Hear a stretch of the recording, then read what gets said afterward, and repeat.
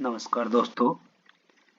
सिलाई के लिए जो ड्रेस की फीस दी जा रही है उसके अंतर्गत अगली कड़ी में पे मैनेजर पर जब बिल बना दिए जाते हैं और बिल बनने के बाद ट्रेजरी जाने के बाद क्या होता है, बिल पास हुआ, बिल किस कंडीशन में है, पास हो गया तो किन किन बच्चों की जो सिलाई है, सिलाई की जो रकम है वो उन्हें मिल गया, कौन कौन बच्चे हैं जिनकी सिलाई का राशि अटक गई है। इस बारे में जानने के लिए और किन किन बच्चों का जो अकाउंट यहाँ पर फीड हुआ है उसकी जो रिपोर्ट है वो कैसे देखें, इसके बारे में आज का वीडियो है। तो आगे बढ़ने से पहले दोस्तों सब्सक्राइब जरूर करें और साथियों तक जरूर पहुंचाएं। इसके बारे में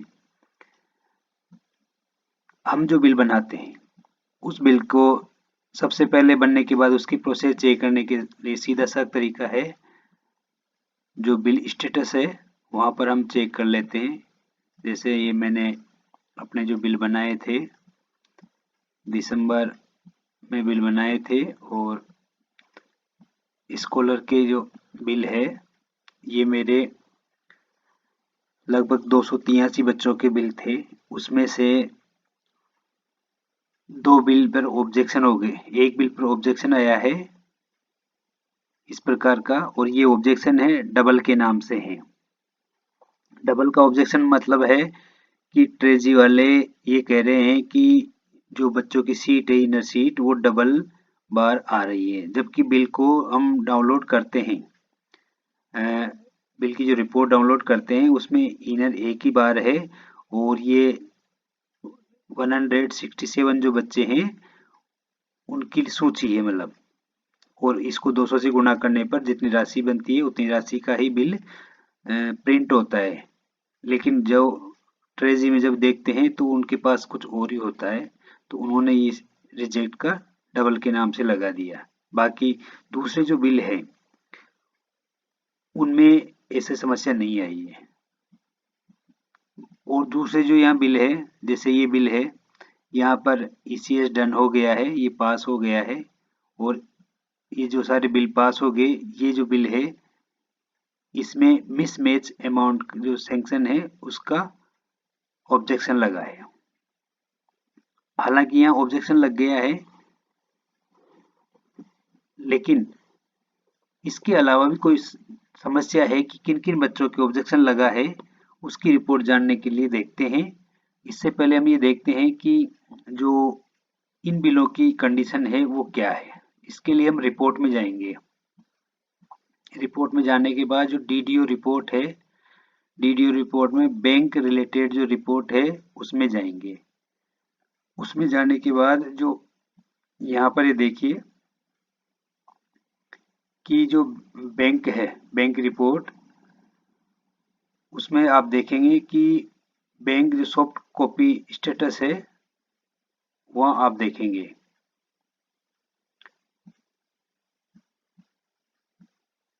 यहाँ पर आप देखें वही जो आपके महीने वगैरह चूज करके आपके जो बिल है, और यहाँ पर देखिएगा कि जो आपके जैसे मेरे 7 बिल थे, 7 में से 5 बिल यहाँ पर दिखाई दे रहे हैं। जो दोनों बिल थे वो बिल जिन पर ऑब्जेक्शन आया है वो बिल अटक गए हैं और वो बिल यहाँ पर दिखाई नहीं दे रहे, यानी कि जो बिल बैंक द्वारा पास हो गए हैं वो बिल यहाँ पर शो हो रहे हैं। जैसे मैं यहाँ पर इसको क्लिक करता हूँ तो इसकी सॉफ्ट कॉपी का जो नंबर और ये कब बैंक में ओके कर दिया और पास कर दिया उसकी स्थिति है। अर्थात जो जो बिल पास हुए हैं उनकी यहाँ पर लिस्ट में उनकी संख्या आ जाएगी और वो बिल पास हो चुके हैं। वैसे भी हमने वहाँ देख लिया था इसको, लेकिन फिर भी अगर वहाँ दिखाई नहीं देते हैं, वहाँ कुछ अलग है, तो यहाँ पर आप देख सकते हैं कि आपकी जो बिल की फाइल कब जनरेशन हुई थी और बिल बैंक द्वारा डाउनलोड होकर पास हो गए हैं। पहली स्थिति तो ये है। दूसरी स्थिति है कि आप यहीं से ये डीडीओ रिपोर्ट है उसी में जाकर जो बैंक की बैंक रिलेटेड रिपोर्ट है उसमें नीचे नीचे जाके देख लें यूटीआर डिटेल। यूटीआर डिटेल में आप रेफरेंस नंबर डाल के देख लें। अब यहाँ पर ये ध्यान में रखें कि जैसे आप जो बिल पास नहीं हुआ है उसकी रेफरेंस नंबर डालेंगे तो नॉट फाउंड बताएगा, और यदि जो पास हो गया है उसका रेफरेंस नंबर डालेंगे तो उसकी जो रिपोर्ट है वो जनरेट हो जाएगी। जैसे आप यहाँ डालेंगे कि मैं डालता हूँ एक बिल का 43387293, इसकी रिपोर्ट देखते हैं हम। यहाँ देखिएगा इसकी जो रिपोर्ट है ये 31 बच्चे हैं और इनकी जो रिपोर्ट है यहाँ पर आ गई है। अब यहाँ पर आ गई तो इसमें ये भी पता नहीं पड़ता है कि किस बच्चे की गलत है या सही है। किसी बच्चे का अगर गलत भुगतान हुआ, अटक गया, उसका यहाँ पर पता नहीं पड़ता। ये सिर्फ सिंपल रिपोर्ट है कि किन किन बच्चों का यहाँ पर डाटा आ रहा है। तो अब जो बच्चे अटक गए हैं उनकी रिपोर्ट कहाँ से जनरेट करें, उसके लिए हम रिपोर्ट जो है उसी में आए और डीडीओ जो रिपोर्ट है उस डीडीओ रिपोर्ट में बैंक रिलेटेड जो रिपोर्ट है उसी में आकर यहाँ per day wise reject transaction इसमें जाएं। अब हमारे जो बिल कब से, आप चाहो तो किसी एक तारीख को चुन सकते हो, या जैसे मैं यहाँ से 1 जनवरी से आज तक की जो डाटा है उसको चुनता हूँ। जैसे मैं ये चुनता हूँ तो यहाँ पर हमारे पास जो लिस्ट आएगी वो इस प्रकार से आएगी कि डीडीओ नेम है, बेनिफिशियरियों की संख्या, अमाउंट आ जाएगा, bill number, bill date, TV number और टीवी डेट आ जाएगी, या आरबीआई जो रिजेक्शन आईडी है वो आ जाएगी, या जो बच्चे हैं उनके नाम है और उनके नीचे रीजन लिखा हुआ है। यहाँ देखिए आप यहाँ देख सकते हैं कि उनका जो रीजन है वो दे रखा है कि इनका रीजन क्या है। ये यहाँ पर ये इनका रीजन है कि R09 ब्लॉक्ड अकाउंट। ये जो खाता है इस बालक का वो ब्लॉक हो गया है और इसकी राशि ट्रांसफर नहीं हुई है, मतलब अब ये राशि उसी बैंक के पास है, एक तरह से वो खाते में नहीं जा पाई है। जैसे आरबीआई ट्रांजैक्शन करता है तो जो बीच का सिस्टम है उसी के पास ये अटक जाती है राशि। नीचे वाले में जो दोनों बालक है उसमें यहाँ देखिए R03 जो कोड है, ये कोड है इसके, ये है अकाउंट डज नॉट एग्जिस्ट, यानी कि खाते को नहीं ढूंढ पा रहा है, खाता नहीं मिला है जिसमें ये पैसा ट्रांसफर हो जाए।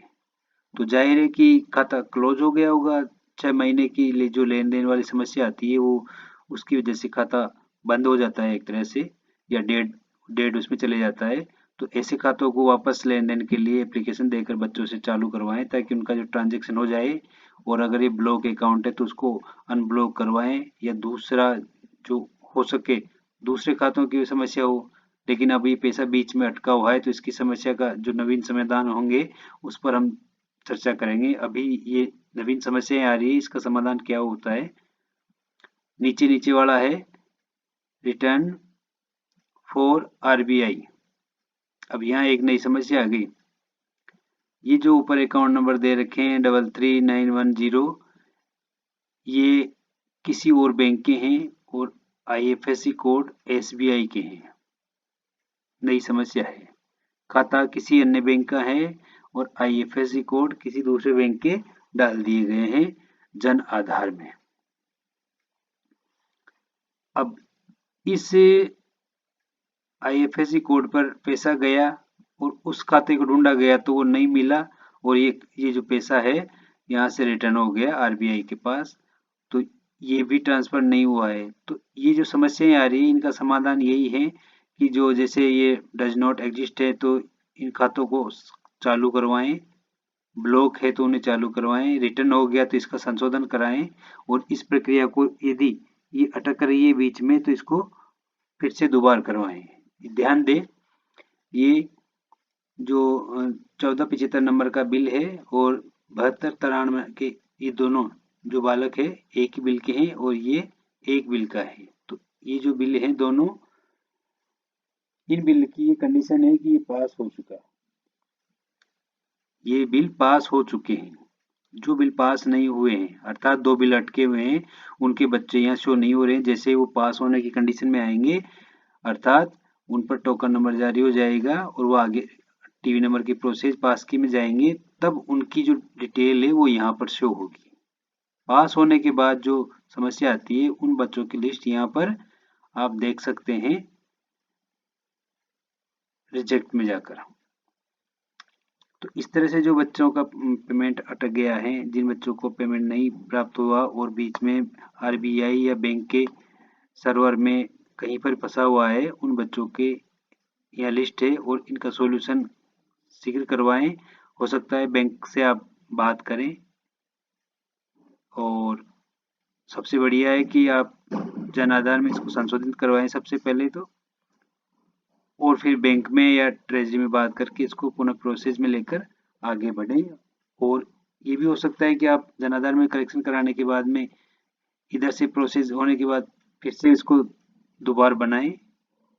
हालांकि बिल पास हो चुका है तो इसका कोई नया सॉल्यूशन मिल सकता है, अभी ये चीज़ नई नई है। यहाँ से आप देख सकते हैं कि जिनका पैसा अटका है, उन अभिभावकों को आप सूचित कर दें कि आपकी ये समस्या है और आपका पैसा इसलिए अटक गया। धन्यवाद दोस्तों। वीडियो कैसा लगा आपको अवश्य बताएं।